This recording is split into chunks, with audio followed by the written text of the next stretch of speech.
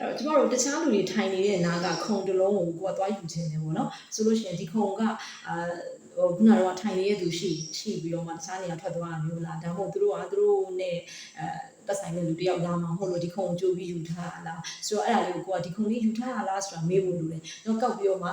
ကိုနေအောင်ကောက်ယူလာလို့မရဘူးเนาะသူတို့နားမှာချထားတဲ့ခုံဖြစ်တဲ့အတွက်အဲ့ဒါဆိုလို့ရှိရင်ဒီခုံလေးကယူထားတာလားပေါ့เนาะအဲ့လိုလေးမေးရမယ် is this seat taken เนาะ is this seat taken ဒီခုံလေးယူထားတာလား okay တကယ်လို့ကျွန်တော်တို့အဲ့ခုံမယူဘူးအဲ့နေရာမှာကျွန်မတော့ထိုင်ချင်တာမျိုးဆိုတဲ့အခါမျိုးမှာကျတော့ကျွန်မဒီမှာထိုင်လို့ရနိုင်မလား can I sit here เนาะCan I sit here တကယ်လို့အခုံတလုံးစီမဟုတ်ဘူးပေါ့နော်အခုံတန်းရှည်လိုနေရမျိုးပေါ့အဲ့လိုနေရမျိုးမှာယထာလိုနေရမျိုးမှာပေါ့နော်ကိုကထိုင်လိုက်တဲ့အခါမှာထိုင်ဖို့အတွက်